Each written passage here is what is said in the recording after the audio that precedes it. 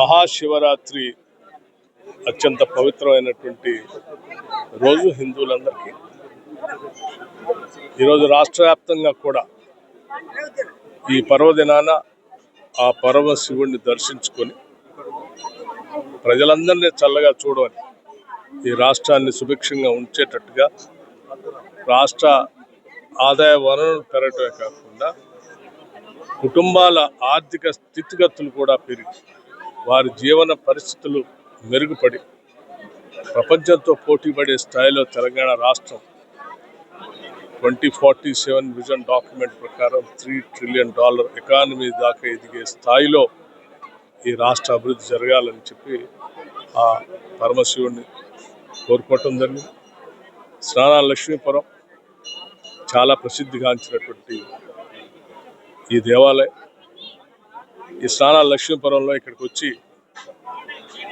ఈ నదిలో స్నానం ఆచరించి వారు కోరుకున్నటువంటి కోరికలన్నీ నెరవేరుతాయనేటువంటి ప్రగాఢమైనటువంటి నమ్మకం ఈ ప్రాంత ప్రజలందరికీ ఉంది. ఈ ప్రాంతానికి పెద్ద ఎత్తున తరలి వచ్చినటువంటి భక్తులు అందరికి కావాల్సిన ఏర్పాట్లన్నీ కూడా రాష్ట్ర ప్రభుత్వం పెద్ద ఎత్తున చేపట్టింది. ఇక్కడే కాదు, రాష్ట్ర వ్యాప్తంగా కూడా శివాలయాల్లో ఎక్కడెక్కడైతే భక్తులు పెద్ద ఎత్తున వస్తున్నారో ఆ ప్రాంతాలన్నింటిలో కూడా రాష్ట్ర ప్రభుత్వం ప్రత్యేకమైనటువంటి దృష్టి సారించి కావాల్సినటువంటి ఏర్పాట్లన్నీ చేసుకుంటూ ముందుకు పోతా ఉన్నాయి. తప్పనిసరిగా భక్తులందరూ కూడా ఈ పరమ పవిత్రమైనటువంటి శివరాత్రి సందర్భంగా పరమశివుని దర్శించుకొని వారి కుటుంబాలన్నీ కూడా చల్లగా ఉండాలని చెప్పి కోరుకుంటున్నాను. నమస్కారం.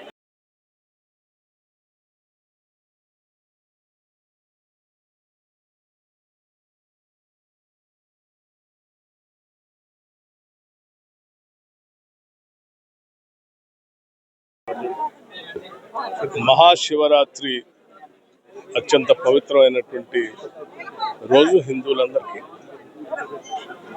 ఈరోజు రాష్ట్ర వ్యాప్తంగా కూడా ఈ పర్వదినాన ఆ పరమశివుణ్ణి దర్శించుకొని ప్రజలందరినీ చల్లగా చూడమని, ఈ రాష్ట్రాన్ని సుభిక్షంగా ఉంచేటట్టుగా రాష్ట్ర ఆదాయ వనరులు పెరగటమే కాకుండా కుటుంబాల ఆర్థిక స్థితిగతులు కూడా పెరిగి వారి జీవన పరిస్థితులు మెరుగుపడి ప్రపంచంతో పోటీపడే స్థాయిలో తెలంగాణ రాష్ట్రం 2047 విజన్ డాక్యుమెంట్ ప్రకారం $3 ట్రిలియన్ ఎకానమీ దాకా ఎదిగే స్థాయిలో ఈ రాష్ట్ర అభివృద్ధి జరగాలని చెప్పి ఆ పరమశివుడిని కోరుకోవటం జరిగింది. స్నానాల లక్ష్మీపురం చాలా ప్రసిద్ధిగాంచినటువంటి